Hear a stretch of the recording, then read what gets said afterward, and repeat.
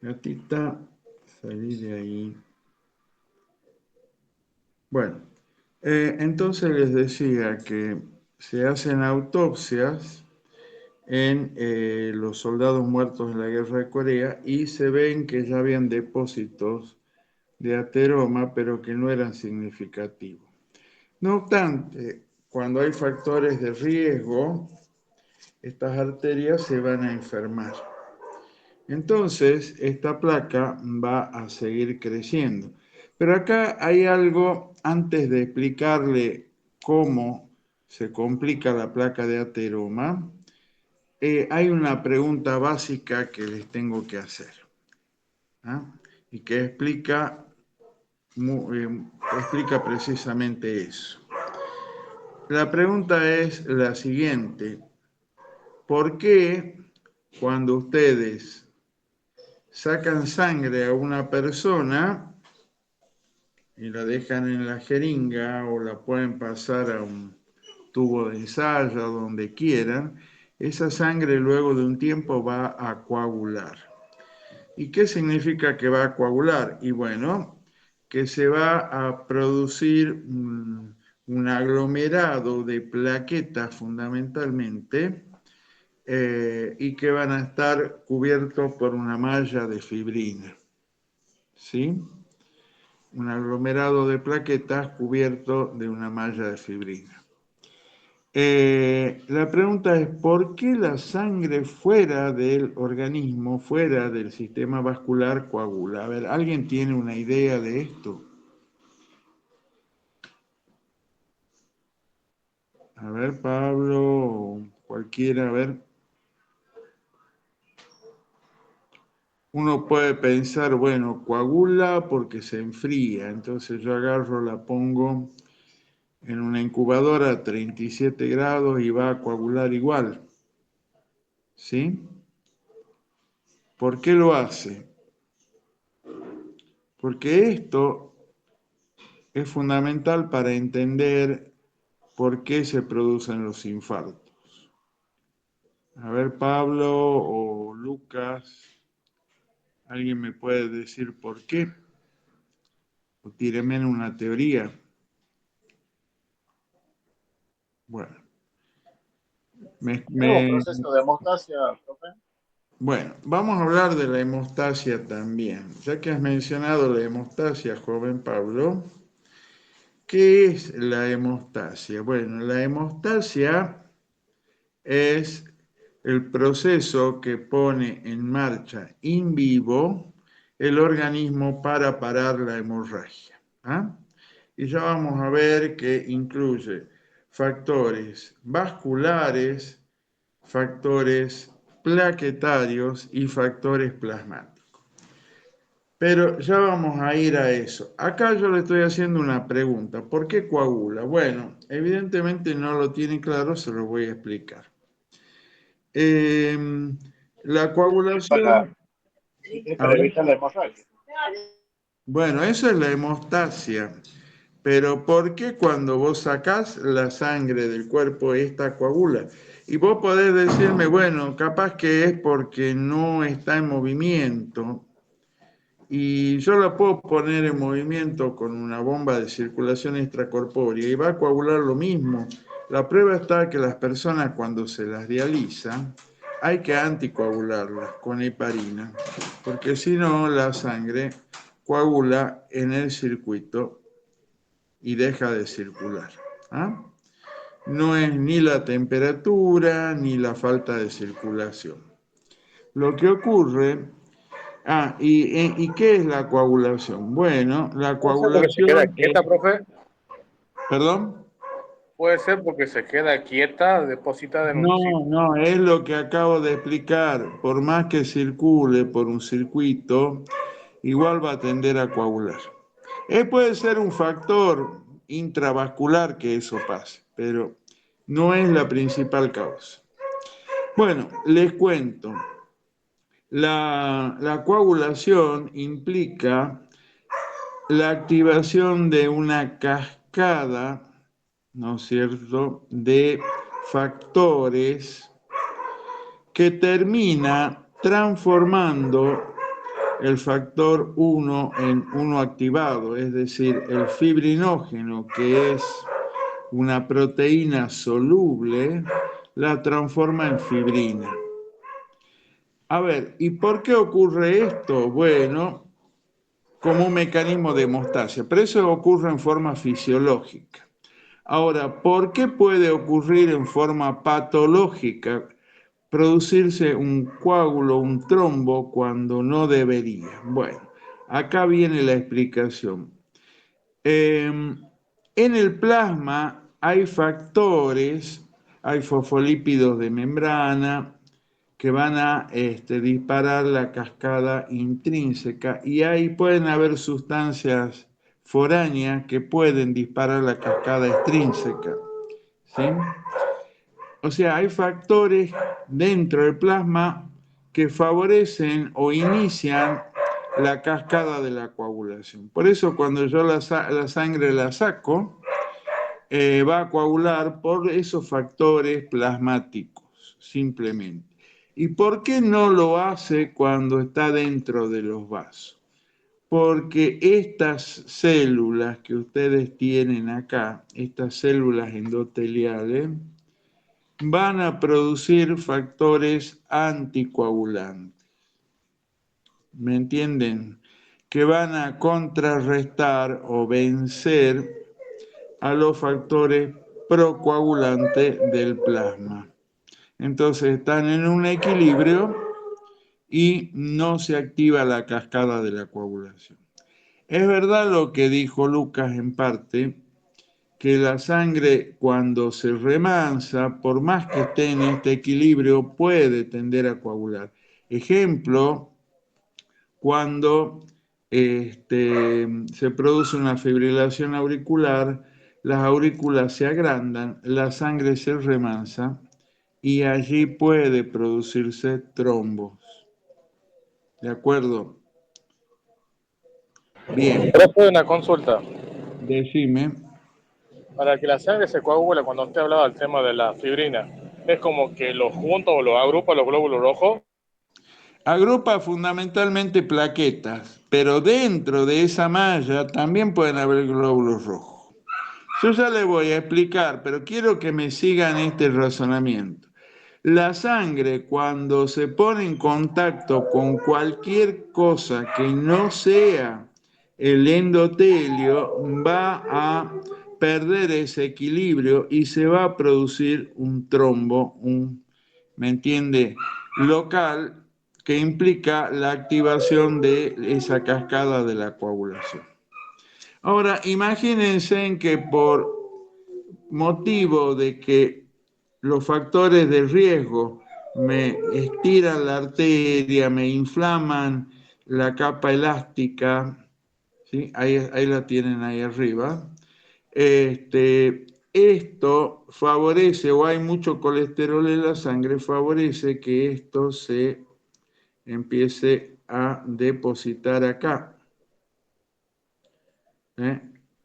Y nuevamente está cubierto por la capa endotelial.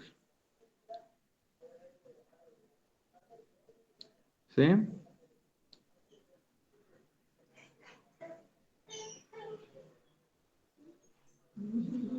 ¿Lo ven ahí?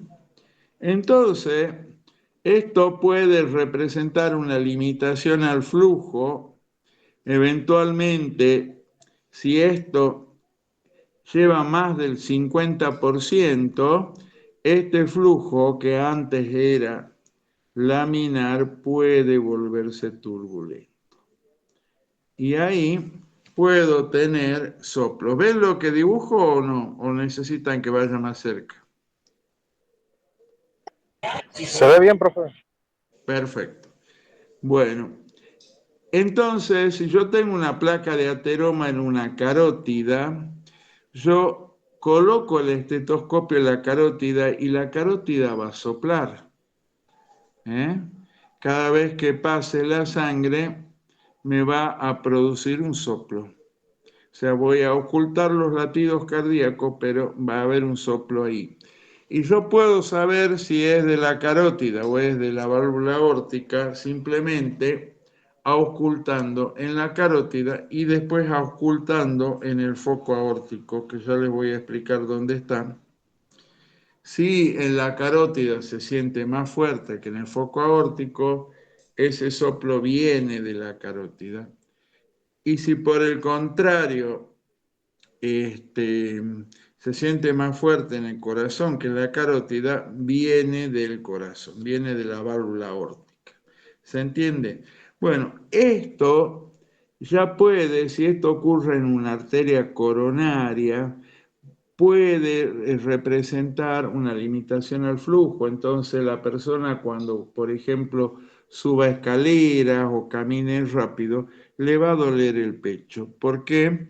Porque ese corazón va a tener que bombear más sangre y le falta perfusión miocárdica.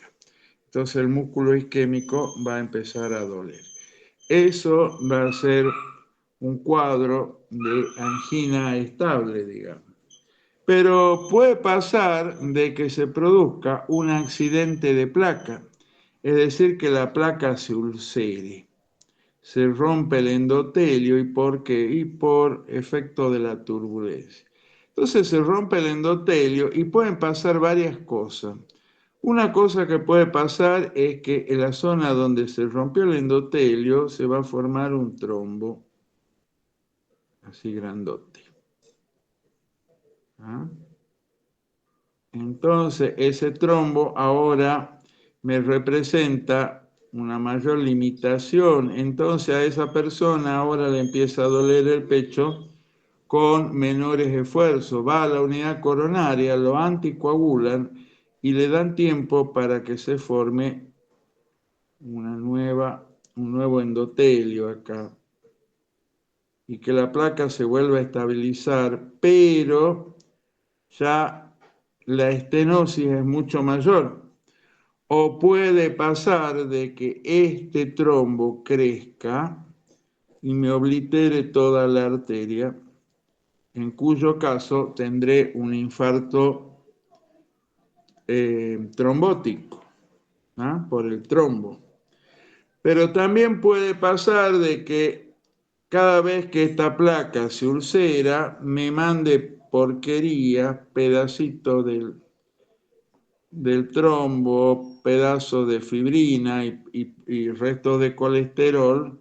Estos pedacitos van a viajar para allá y van a ir y van a impactar en arterias de pequeño calibre sanas, produciendo lo que se llama infartos embólicos. ¿Sí? ¿Me entienden? ¿Alguna pregunta de esto? Dígame, ¿sí o no? No, profe, no. Bueno, ¿por qué se produce entonces el infarto? Por un accidente de placa. Va a ocurrir sobre una placa previamente existente que se va a ulcerar, se va a producir el trombo. ¿Por qué? Porque va a estar en contacto, va a dejar de estar en contacto con el endotelio en ese punto y se activa localmente la cascada de la coagulación. Pero también se puede estabilizar con tratamiento, quedando una mayor estenosis. Se puede romper dándome restos que van a impactar sobre arterias sanas, produciendo infartos embólicos. Toda esa variante puede ocurrir. ¿De acuerdo? Ahora, ya que lo mencionó el joven Pablo y el joven Luca, y que yo de todas maneras lo iba a explicar, vamos a hablar de algo muy importante que es la hemostasia. Vamos a hablar de la hemostasia. A ver.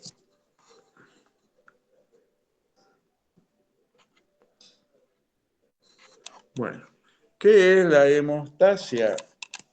La hemostasia es el conjunto de mecanismos que pone en marcha el organismo in vivo para parar la hemorragia. La coagulación se puede dar in vivo o in vitro, pero la hemostasia es un mecanismo que consta de 3 componentes y que solo se da in vivo, o de 3 factores. Factores, factores vasculares, factores plaquetarios y factores plasmáticos. ¿Cómo serían los factores vasculares? Si ustedes se cortan el pulpejo del dedo, hacen un pequeño corte o hacen un pequeño corte en la oreja, esto va a sangrar, pero ese tipo de sangrado es sangrado capilar. Es decir, esto va a ser un sangrado por pequeños vasitos. Acá en el lóbulo de la oreja solo hay capilares. ¿Y qué van a hacer los capilares? Los capilares se van a contraer y esa contracción va a ser suficiente para parar el sangrado. No necesita más. De ahí algo que se usa, digamos, para investigar la hemostasia, que es el tiempo de sangría. Yo, o cuando me hago un pequeño cortecito al afeitarme, más o menos va a sangrar unos entre 3 a 5 minutos, o un cortecito en la oreja. Ahí no intervienen ni las plaquetas ni la cascada de la coagulación. Son puramente la contracción de los capilares la que interviene. Es decir, vamos a imaginar a las arterias como un canal, ¿sí? Que tiene al costado, bueno, terraplene, tiene rocas. Hay una pequeña ruptura, ¿no es cierto? Y el agua está escapando. Bueno, ahora la ruptura es más grande, ya con que los capilares se contraigan no es suficiente. Entonces yo puedo arreglar el canal poniendo rocas y bloqueando la zona rota. Eso mismo hace el organismo con las plaquetas. Si la lesión vascular es un poquito más grande, pero no tan importante, simplemente las plaquetas se van a amontonar, se van a adherir y van a sellar esa ruptura. De la misma forma que en la sequía yo pongo rocas. Pero si el daño es mayor aún, el sangrado es todavía más, la ruptura es más importante, ya no basta con poner piedras, porque igual son arrastradas. Ahí lo que tengo que hacer es poner gaviones. ¿Saben lo que es un gavión? Cuando ustedes van al río y ven un montón de rocas amontonadas formando una muralla y cubiertas por un alambre. Eso es un gavión. Se ubican, todos lo vimos, ¿no es cierto? Bueno, exactamente eso hace el organismo. Si la ruptura es más grande, agarra, tira plaquetas, las pega y las cubre con una malla, formando el trombo fibrino plaquetario. ¿No? Es decir, la fibrina es la malla, como si fuera la malla del gavión. ¿Me entienden? Sí, profe. Bueno, entonces, acá debemos considerar, bueno, ya más o menos vimos por qué se produce la placa de ateroma, depende de los factores de riesgo que ya vimos, que la placa se complica, puede terminar en un infarto. Y también vimos la hemostasia, cómo funciona. Ahora bien, por motivos puramente terapéuticos, yo puedo alterar la hemostasia. Por ejemplo, una persona que tiene tendencia a infartarse, yo puedo darle drogas denominadas antiagregantes plaquetarias que van a evitar que las plaquetas se peguen entre sí, ¿de acuerdo? Y que por ende la probabilidad de que produzca trombos intravasculares e infarto va a ser menor. Eso es la propaganda de que la aspirineta te da protección, porque la principal droga antiagregante plaquetario es la aspirina. Pero no solo la aspirina, todos los antiinflamatorios no esteroideos tienen efecto antiagregante, excepto el paracetamol. Pero la aspirina lo hace, al igual que los otros, inhibiendo el tromboxano A2, que es una sustancia necesaria para que las plaquetas se peguen, pero además acetilando las plaquetas, o sea, directamente las inactiva las plaquetas en forma irreversible. Entonces ustedes habrán visto una propaganda de Bayer, dice que las aspirina previenen 1 de cada 3 infartos ante factores de riesgo. Eso es verdad, pero es una verdad a medias. Lo que no te dice la propaganda es que si vos sos hipertenso y yo te antiagrego, o sea, te doy aspirina, la probabilidad de que hagas un ACV hemorrágico aumenta. O sea, te disminuye la probabilidad de infartos cerebrales, pero te aumenta la probabilidad de hematomas intraparenquimatosos espontáneos. En cambio, las estatinas son puro beneficio con riesgos mínimos, recuerdan, para disminuir la síntesis de colesterol, inhibiendo una enzima pancreática, la HGC-CoA. Entonces los niveles de LDL colesterol bajan y, como ya les he mostrado, el beneficio es muy grande. Tan es así que en Inglaterra las regalan. Bueno, otra de las cosas que yo puedo hacer por motivos terapéuticos es anticoagular. Cuando yo anticoagulo, directamente voy a bloquear ciertos factores de la cascada de la coagulación y voy a evitar que se forme la fibrina, que se forme el tapón fibrino plaquetario. Obviamente, anticoagular es muy riesgoso, porque si tengo un pico de presión y hago un hematoma intracerebral y estoy anticoagulado, la mortalidad es altísima. También puedo hacer hemorragias digestivas, puedo hacer hematuria. Es decir, no es gratis anticoagular. ¿Y en qué situaciones yo puedo necesitar anticoagular? Bueno, hay unas cuantas. Algunas son transitorias y hay una, por lo menos, que es permanente. Si yo tengo una fibrilación auricular crónica, es decir,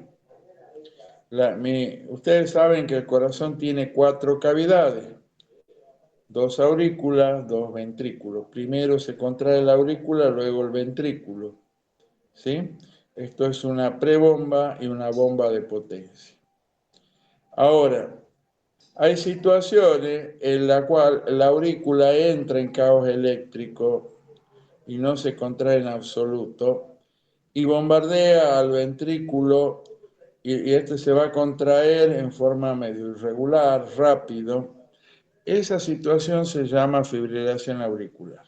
Es decir, la aurícula, en lugar de contraerse en bloque, se contrae fibra por fibra. ¿Ah? No hay una contracción efectiva, la aurícula se agranda, ¿sí? La sangre se remansa y los factores anticoagulantes endoteliales no llegan a, digamos, a perfundirse bien y se pueden iniciar trombos, o sea, se puede activar la cascada de la coagulación, quedar trombos pegados que cada tanto se van a desprender y me van a hacer infarto embólico, es decir, van a impactar en arteria sana y la van a bloquear.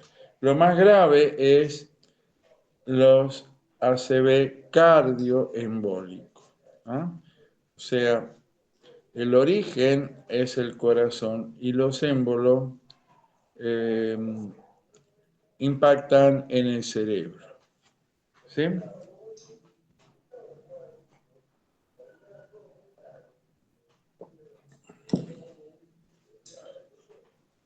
¿Me van siguiendo?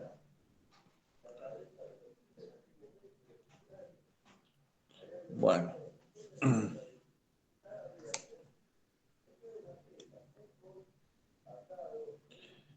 Entonces, en ese caso yo debo anticoagular. No es una situación buena, pero la tengo que hacer, con todo el riesgo que representa. Por ahí a las personas de más de 80 años conviene no anticoagularlo, sino simplemente antiagregarlo, porque tiene mucho riesgo de ACV hemorrágico. Pero hay otras situaciones en las cuales yo debo anticoagular. Por ejemplo, si tengo una placa de ateroma que se está complicando, o sea, se produjo un accidente de placa y, por ejemplo, tengo una angina inestable. Ahora me duele el corazón con menores esfuerzos, tengo cambios en el electrocardiograma, trastorno de repolarización, sin mostrar injuria todavía. Entonces ahí se lo debe anticoagular para evitar que se infarte y para estabilizar la placa. Luego se le hará una cinecoronariografía, se verá y eventualmente se dilatará. Otra situación en la que hay que anticoagular es cuando trombos que están en las pantorrillas viajan por el sistema venoso, impactan en el pulmón y producen infartos pulmonares. ¿Ah? Hay un cuadro que se llama tromboembolismo pulmonar. Es decir, hay muy pocas situaciones en las que se debe anticoagular. Y luego viene, pero, a ver, yo cuando anticoagulo, bloqueo factores de la coagulación. ¿Qué drogas anticoagulantes hay por excelencia? La heparina clásica que inhibe el factor 2 activado y 10 activado. Las heparinas de bajo peso que inhiben solamente el factor 10 activado. Otros como por ejemplo el acenocumarol, que es el Sintrón, que es un pésimo anticoagulante, pero es barato y hay mucha experiencia. Inhibe la vitamina K, ¿sí? O los factores K dependientes. Y se revierte dando vitamina K. Mientras que los anticoagulantes nuevos, yo conozco 4, el dabigatran, el rivaroxaban, el apixaban y el endoxaban. Con el dabigatran hay mucha experiencia, mucha, en el mundo.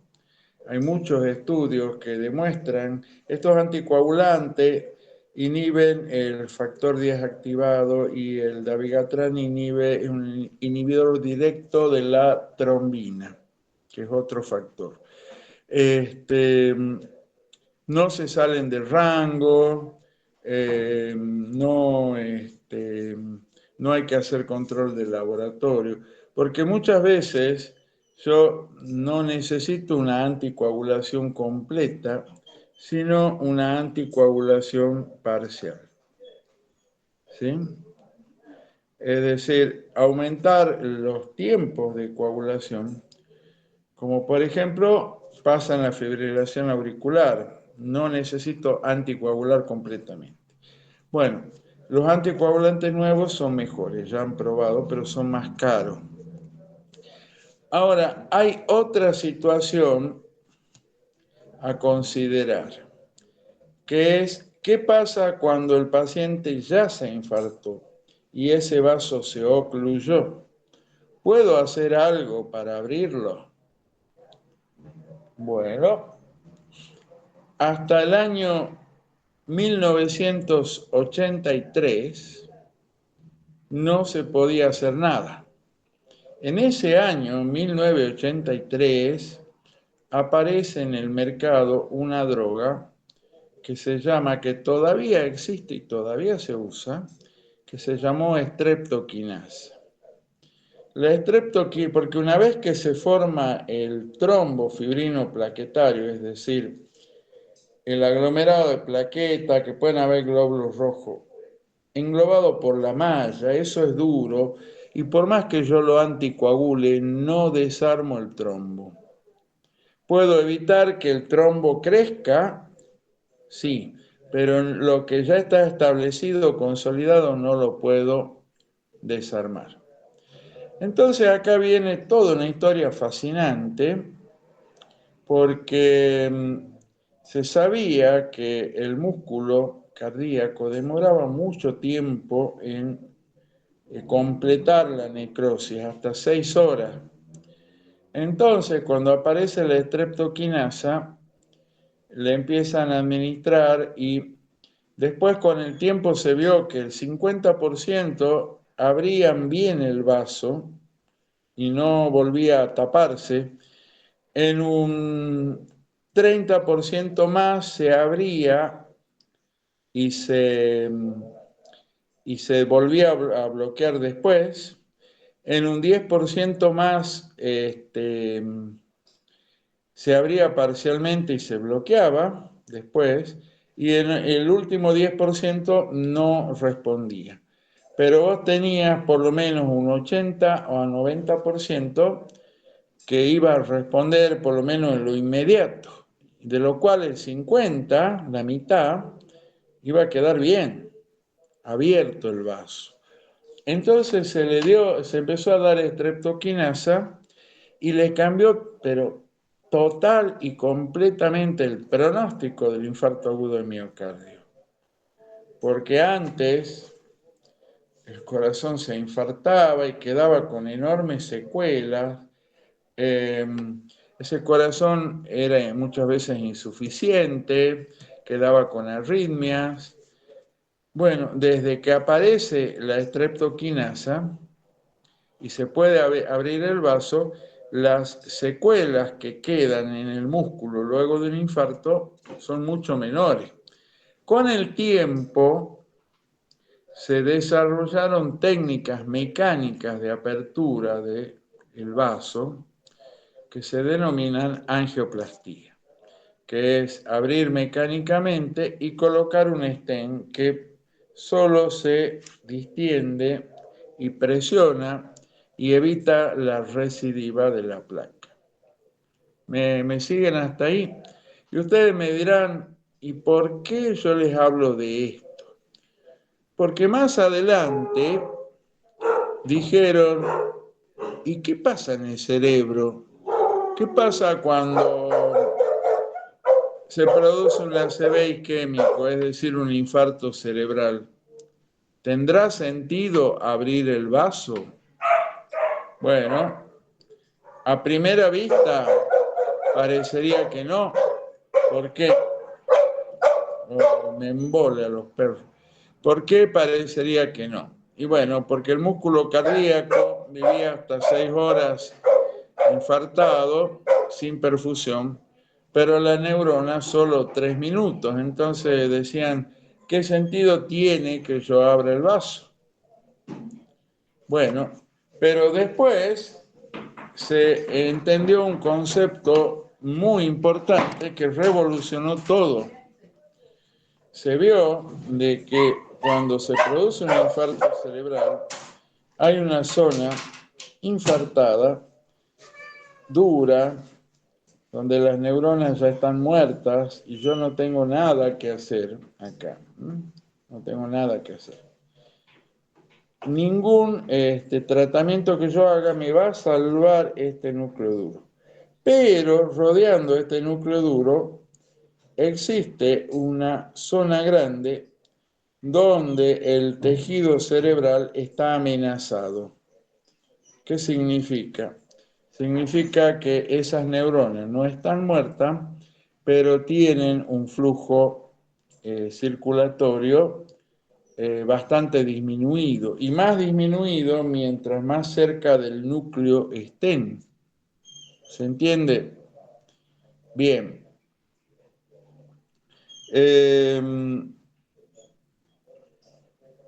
Perfecto, hasta ahí nos vamos entendiendo. Después se comprobó de que en la zona de penumbra isquémica se producían muertes neuronales con una tasa de más o menos 25.000 neuronas por minuto. Esas neuronas amenazadas y que están muriendo, aumentándome el tamaño del infarto, inicialmente no funcionan porque están depolarizadas, están luchando por su supervivencia y están con un bajo flujo. Si yo abro el vaso en forma muy precoz y vuelvo a perfundir, la zona de penumbra isquémica sale del riesgo, las neuronas vuelven a funcionar y el área efectiva de infarto que queda es mucho más pequeña. No es lo mismo que yo tenga este infarto a que tenga este, cuando yo dejo que a su evolución natural. ¿Entienden el concepto o no? Porque esto es muy importante. ¿Puedes repetir, profe? Puedo repetir. El concepto de penumbra isquémica es una zona generalmente bastante más grande que el infarto primario, donde el flujo cerebral está disminuido y las neuronas son viables todavía, pero están luchando por su supervivencia y están muriendo a una tasa de 25.000 por minuto, más o menos en promedio. Eso hace que en 3 horas toda la zona de penumbra isquémica se pierda, se infarte. ¿Ah? Y si yo logro la apertura farmacológica o por otro medio del vaso en forma muy precoz, se vieron resultados muy, muy, muy buenos. Y eso, de ahí viene el concepto de trombólisis en el ACV isquémico. Este concepto de abrir el vaso tiene aproximadamente 15 años, no más, porque los primeros intentos que se hacían, hace 25, hace 30 años, no arrojaban buenos resultados. Muchas veces abrían el vaso y el infarto se transformaba en hemorrágico, o muchas veces lo hacían a destiempo y fueron, digamos, con prueba y error, determinando en quién convenía hacer la trombólisis y en quién no. Para darles una pauta nada más, si ustedes en Estados Unidos llegan a un servicio de emergencia con un ACV isquémico, ¿sí?, hacen una tomografía y determinan que efectivamente es isquémico y está dentro del periodo de ventana de 3 horas, tiene indicación de trombólisis y no lo hacen, es un juicio de mala praxis. O sea, así de contundente es la cosa. ¿Sí? Pero de acá viene en quiénes se debe realizar esto. Entonces yo les voy a mostrar un trabajo, a ver si me permiten.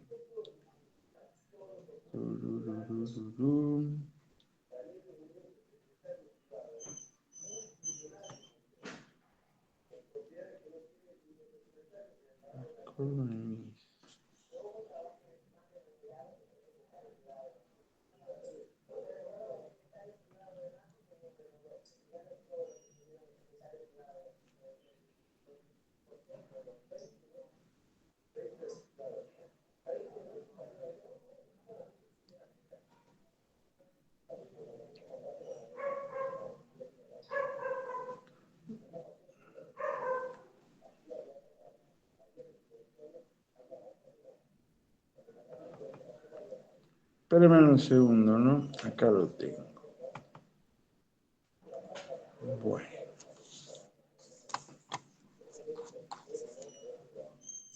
Este trabajo que yo les voy a mostrar, acá figura como una revisión. Ya lo vamos a ver y lo vamos a analizar.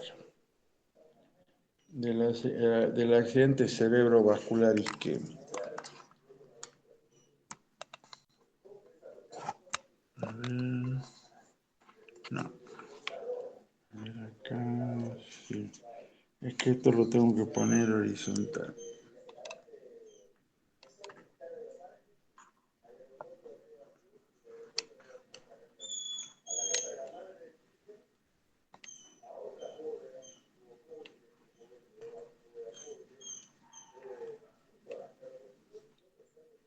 Esperen un segundito, ¿no? Estoy viendo los márgenes.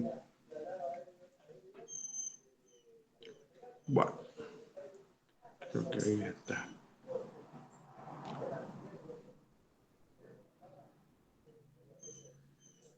Bueno, este trabajo habla de muchos de estos temas que estamos mencionando, como por ejemplo la fisiopatología, por qué se produce el infarto, cómo se produce el daño celular.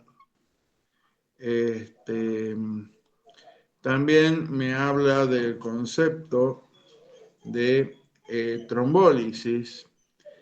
A ver, dice, el ACV agudo constituye la tercera causa de muerte y la principal de discapacidad en Estados Unidos. En este país se presentan 500.000 casos nuevos y 200.000 casos recurrentes, es decir, gente que ya tuvo y lo vuelve a presentar. En el año 2000, la prevalencia total del ACV se calculó en 4,7 millones de personas y los costos, bueno, son altísimos, muchos miles de millones de dólares. Y acá habla de las consecuencias para el paciente, la familia y el impacto socioeconómico que tiene. Bueno, acá habla de la cascada isquémica, cómo al faltar sangre se van produciendo cambios funcionales, bioquímicos y estructurales que van a culminar en la muerte neuronal irreversible. Eventos moleculares desencadenados por la isquemia focal aguda pueden resumirse en una cascada dependiente del tiempo. Dependiente del tiempo, esto es importante. Ya vamos a ver por qué. Bueno, acá un poco muestra cómo es la cascada esta. Debido a la isquemia hay una falla energética, hay una depresión del ATP, el adenosin trifosfato, que es el combustible celular. Hay un incremento del glutamato, que es un neurotransmisor excitatorio, ¿sí? Bueno, ingresa calcio al citosol, se activa la fosforilasa y se produce la lisis de los fosfolípidos de membrana con la muerte celular. O el edema citotóxico, con la cual se llena de agua, se hincha la neurona y también lo puede llevar a la muerte. Bueno, esa es la cascada isquémica.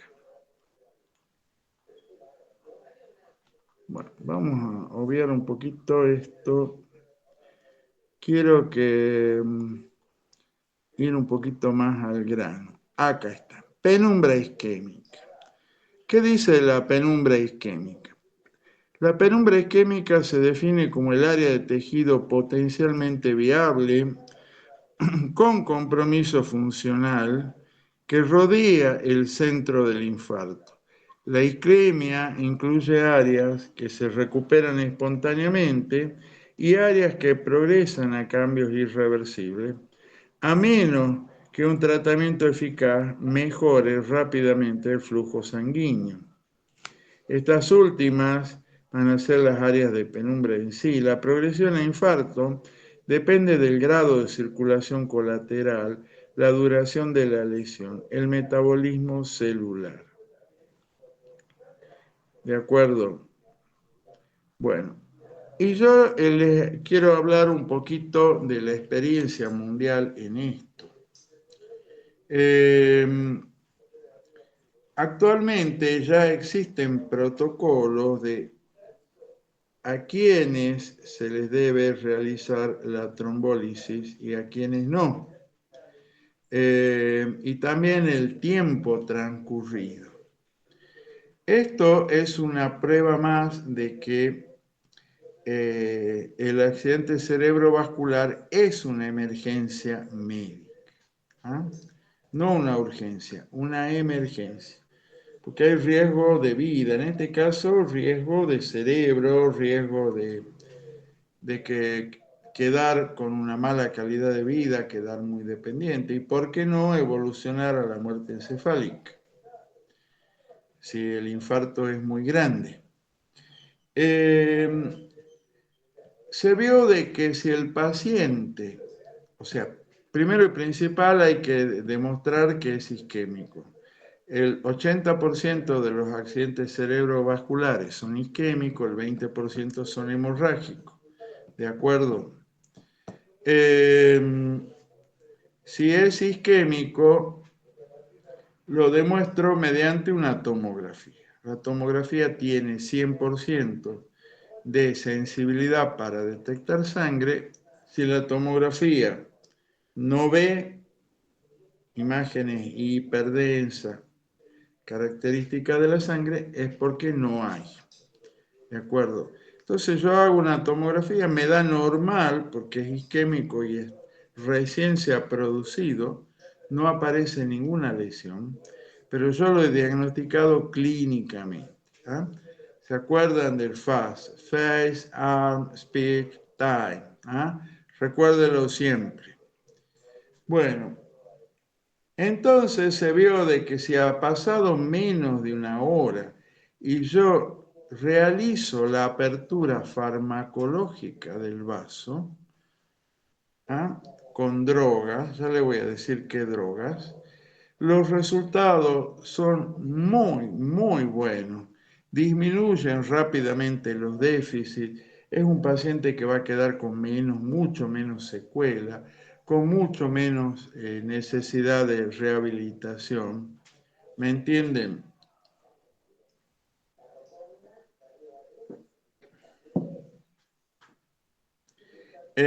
Si han transcurrido 2 horas, los resultados son no tan espectaculares, son moderados. Si han transcurrido 3 horas, son bastante pobres. Hay algún resultado, pero son pobres. Por eso es que aún hoy todos los protocolos de trombólisis ponen como límite una ventana de 3 horas. En 3 horas ya no hay zona de penumbra isquémica para salvar. ¿Entienden? Este concepto de la apertura farmacológica del vaso cambia totalmente el paradigma, digamos, de tratamiento.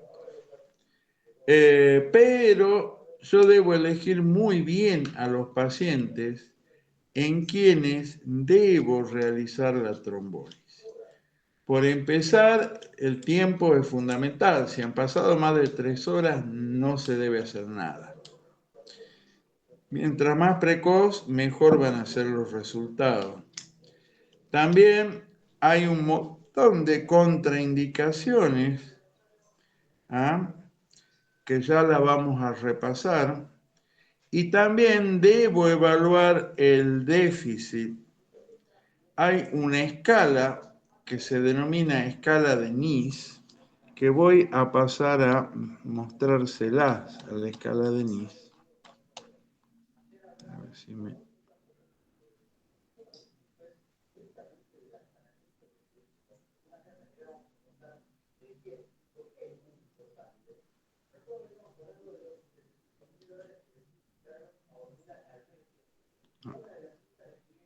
Bueno, acá está la escala de Nice. NIHSS. La escala de Nice es una escala que se creó para el accidente cerebrovascular. Así como la escala de Glasgow era buena para el trauma, esta está diseñada para el ACV. Esto me va a dar una puntuación entre 0 y 39. O sea, 0 no hay ningún déficit, es al revés que el Glasgow. El Glasgow mientras más alto, mejor. Acá mientras más alto, peor. 0 no hay ningún déficit. ¿Ah? Y 39 prácticamente está en muerte cerebral. Pero fíjense en todos los ítems que tiene. Nivel de conciencia. ¿Está alerta, está somnoliento, está estuporoso o está en coma? Según eso le voy a dar 0, 1, 3 o 4. La orientación, 2 preguntas. Si tengo 2 respuestas correctas, un 0. Si tengo una respuesta correcta, un 1. Y si ambas son incorrectas, un 2. Ejecución de 2 comandos. Ejecuta ambas órdenes en forma correcta. Ejecuta solo una, no ejecuta ninguno. La mirada. ¿Hay paresia de la mirada conjugada o hay parálisis completa de la mirada conjugada? Es decir, se desvía hacia el lado de la lesión. A eso se refiere. Campos visuales, hay hemianopsia parcial, completa, de un solo lado o bilateral. La paresia facial, los grados de paresia facial. Después, la evaluación de la fuerza en cada uno de los miembros. Miembro superior, izquierdo, derecho, le voy a dar una puntuación 0 normal, cae antes de los 5 segundos. Desviación hacia abajo antes de los 5 segundos, cae antes de los 5 segundos. Arrastra pero no puede levantar o no mueve. Lo mismo para la pierna, si hay ataxia, cómo está la sensibilidad, cómo está el lenguaje, cómo está la articulación y si hay o no inatención. Entonces con esto se hace una puntuación. Se vio de que si la puntuación es muy baja, digamos, es 7 o menos, no se debe anticoagular, no se debe hacer la trombólisis, la apertura farmacológica, porque no vale la pena, porque los déficits son muy pocos. De todas maneras va a quedar con muy poca secuela. Y si tiene más de 24 de score de Nice, tampoco se debe hacer la trombólisis porque existe un alto riesgo de transformación a hemorrágico. Tampoco se debe hacer la trombosis. ¿Me van siguiendo? Entonces, si es muy bajo, no. Si es muy alto, tampoco. Y va a haber una larga lista de contraindicaciones. A ver, ya la vamos a ver. En quienes no se debe. Acá está. Criterio de selección de trombólisis intravenosa. ¿Qué droga se usa? Ya no se usa la streptoquinasa, se usa una que se llama activador tisular del plasminógeno o TPA por sus siglas en inglés. ¿Ah? Ventana terapéutica de 3 horas, como viene acá. Criterios de inclusión. Accidente cerebrovascular isquémico con evolución menor a 3 horas. Déficit neurológico cuantificable de la escala de NIS, y yo agregaría entre 7 y 24. Y no hay sangre en la tomografía. Pero miren toda esta larga lista de causas por la cual yo puedo excluirlo y que antes no se tenían en cuenta y terminaban en desastre. Si el paciente ya tuvo una ACV en los últimos... ¡No! ¡No! Si el paciente ya tuvo una ACV en los últimos 3 meses, ¿sí? Si hay antecedentes de una cirugía mayor en los últimos 14 días, que me quería tirar todo, la gata.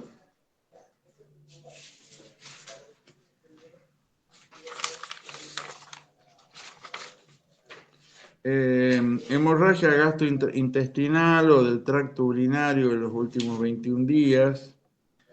Historia de hemorragia intracraneal.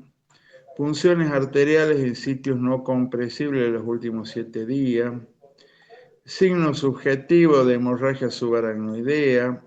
Si mejora rápida y espontáneamente el déficit neurológico, si ha tenido convulsiones, si hay sangrado activo o trauma agudo, fractura de examen físico, si está previamente anticoagulado, si tiene bajo recuento de plaquetas, si tiene hipertensión no controlada, bla, bla, bla. Bueno, si yo considero todo esto, se le hace el protocolo y el paciente va a mejorar seguro espectacularmente. Y ya se debe hacer esto.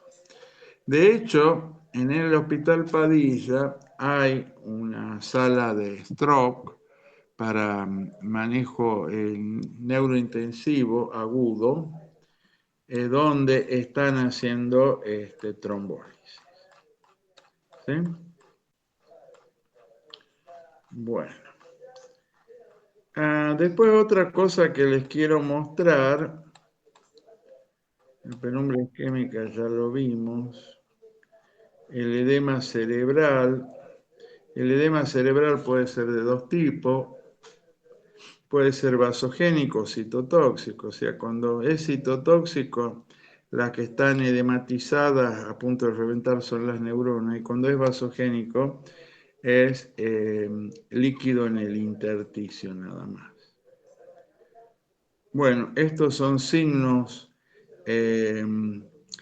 precoces que pueden aparecer porque vieron que la tomografía dentro de las 8 horas no me va a mostrar la lesión, pero acá se han puesto a estudiar signos precoces como borramientos de circunvoluciones. Por ejemplo, acá no tengo circunvoluciones, lo ven en el cursor, y acá sí.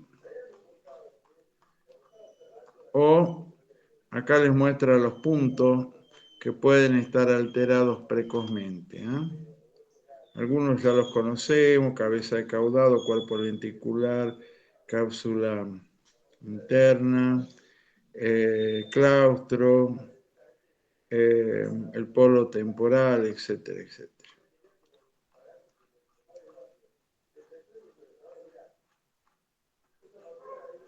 Bueno.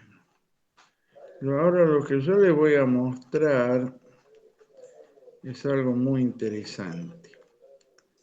Este trabajo hace eh,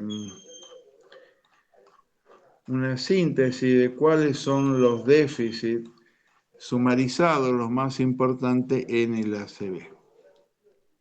Que yo se los voy a mostrar acá. Acá está. Está muy bueno esto, ¿no? No tiene desperdicio. Bueno, cuando ustedes tengan un accidente cerebrovascular, sea isquémico o hemorrágico, puede darse por arriba de la tienda del cerebelo. En ese caso va a afectar los hemisferios cerebrales, incluyendo los núcleos de la base, o puede darse por debajo del mismo. En ese caso va a afectar el tronco encefálico. ¿Sí?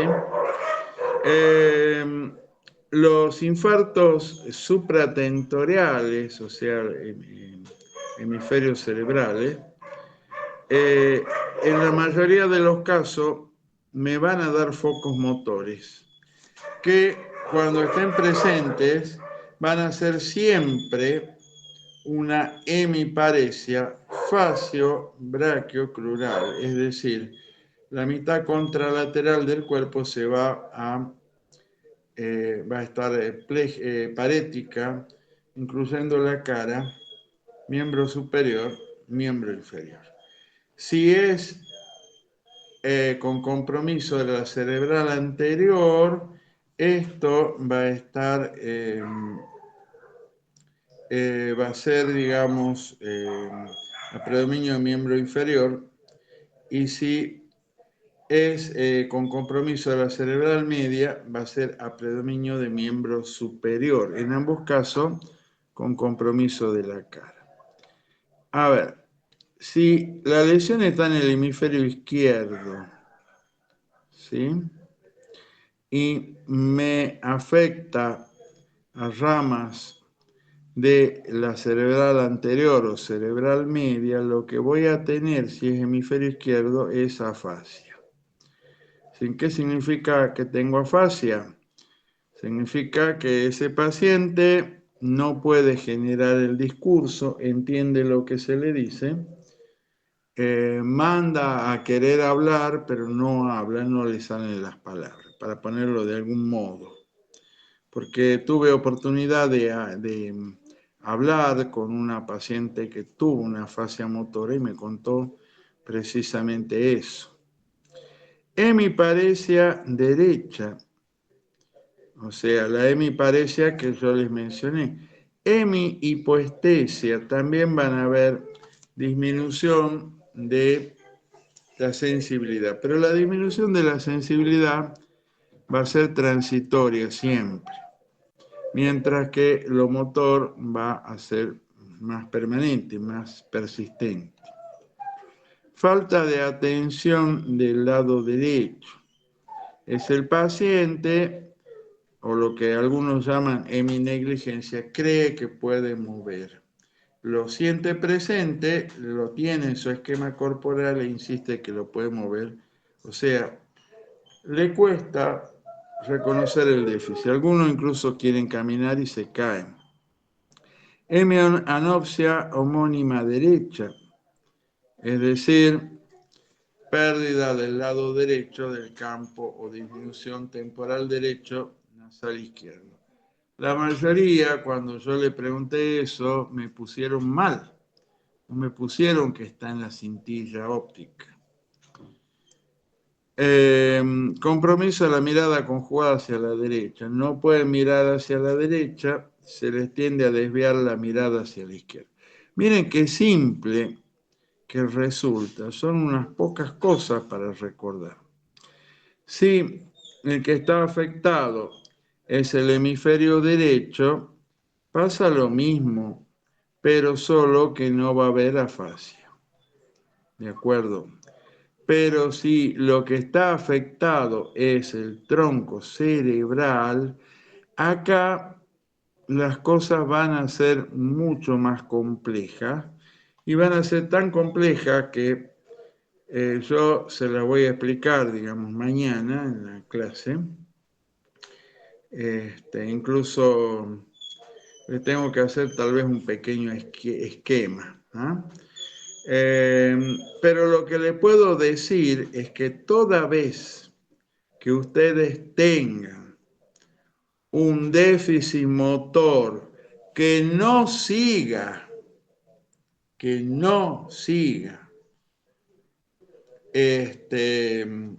la, digamos, la afectación facio-braquio-crural del cuerpo contralateral, del hemicuerpo opuesto, ¿sí? En ese caso, por ejemplo, el paciente puede tener compromiso braquiocrural ipsilateral y parálisis facial contralateral. Ahí ya no se cumple. O puede tener paraparesia de miembros inferiores. En ese caso tampoco se cumple. ¿Ah? Puede tener nistagmo, bueno, ya vamos a ir viendo, ¿sí? Estos son un poquito más difíciles de interpretar. ¿Ah? Ahí nos vamos entendiendo. Bueno. Ahora, para terminar, quisiera hablarles de los factores de riesgo de ACV hemorrágico. Vamos a ver. Mañana vamos a ir sumarizando todo. Mañana vamos a tener 2 clases, una en el horario que ustedes dispongan y otra tarde como a las 20 horas. Porque tenemos que llegar. Bueno, veamos los factores de riesgo de ACV hemorrágico, perdón. En primer lugar, vamos a tener a la hipertensión arterial. Aproximadamente el 50% de los ACV hemorrágicos tienen como causa a la hipertensión arterial. ¿Sí? Está detrás la hipertensión arterial. ¿Y por qué es así? Me bancan un minutito, voy a conectar porque se me está cayendo la computadora y también el celular. Tengo que conectar. Un segundo, ¿no? Ya pongo el cargador. Un segundo.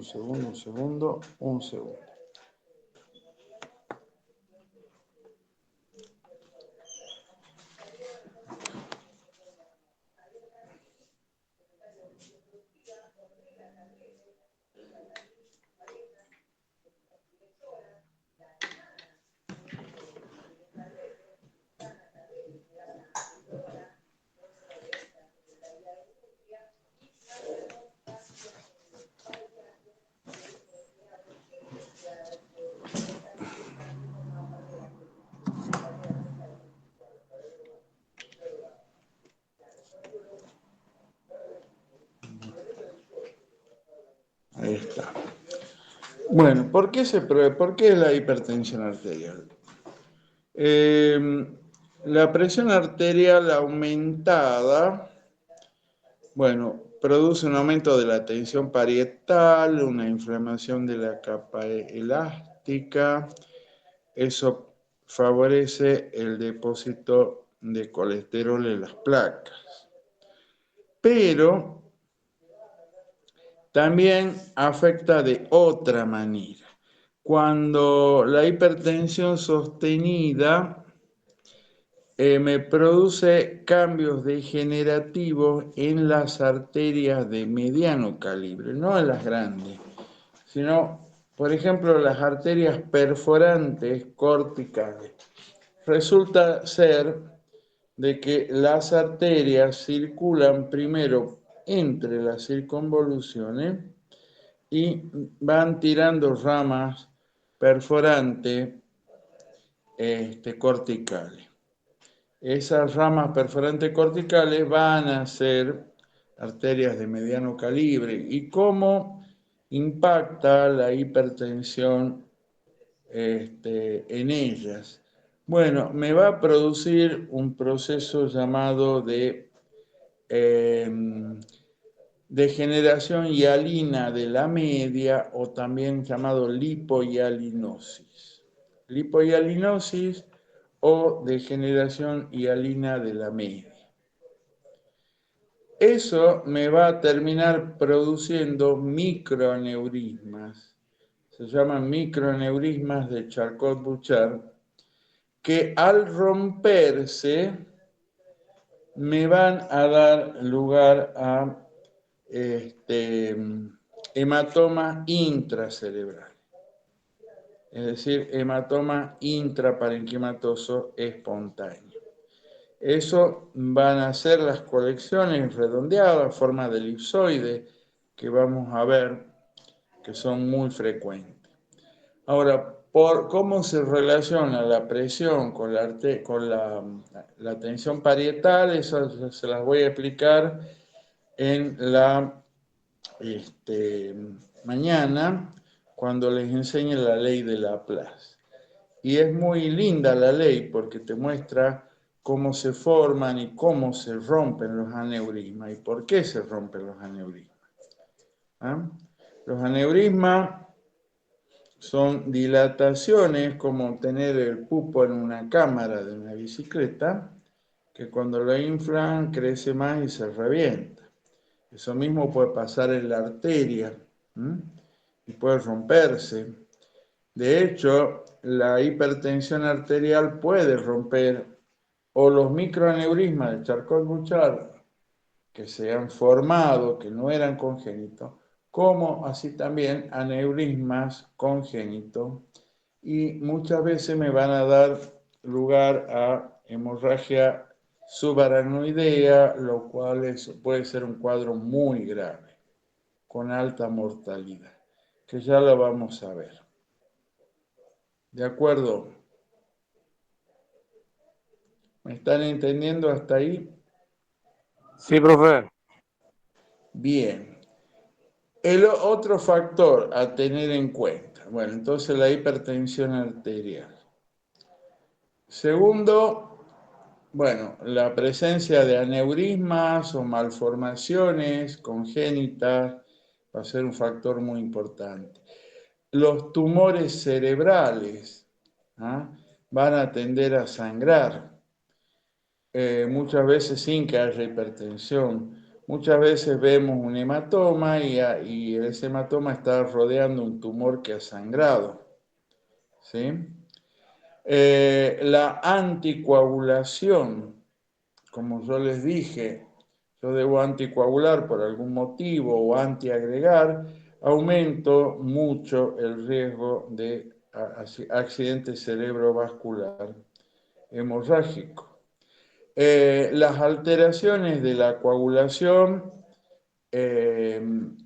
digamos, por enfermedades, la más dramática puede ser la hemofilia, donde hay pérdida del factor 8 de von Willebrand.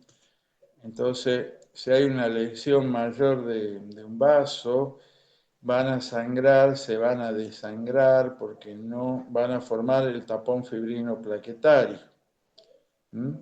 Sin embargo, si se hacen un pequeño cortecito en el lóbulo de la oreja o afeitándose, no les pasa nada. Pero si le pongo una inyección intramuscular, puedo hacerle un hematoma grande. Bien. También hay una muy importante que es el uso de drogas. ¿Qué drogas en particular? La cocaína y las anfetaminas. Cocaína y anfetamina. Sobre todo cuando se le aplican en forma endovenosa. Muchas veces comparten jeringas, se ha visto de que muchas veces se producen endocarditis bacteriana del lado derecho, esos trombos pueden viajar y impactar en arterias y después los microorganismos la comen a la arteria, la rompen y se produce ACV hemorrágico. Bueno, esas son algunas de las causas, ¿no es cierto?, que podemos tener. Bueno, ya mañana continuamos con esto. Que tengan buenas noches. ¿A qué hora les parece que podemos? Decime. ¿El examen sería el martes o hay posibilidad de que sea el miércoles?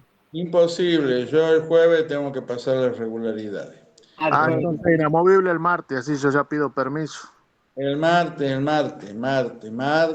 la tarde. Listo. A las 14, 15 horas. ¿A qué hora quieren la clase mañana? La primera 15, clase. profe. ¿A qué hora? Díganme. A las 15. En mi caso, 15 yo no sé si horas. pondré la noche. Bueno, 15 horas la tendremos. ¿Ah? Nos conectamos. Muy bien. Nos estamos viendo, jóvenes y talentosos alumnos. Chao, profe, gracias. Profe, gracias, hasta luego, buenas noches. Buenas noches. Hasta luego.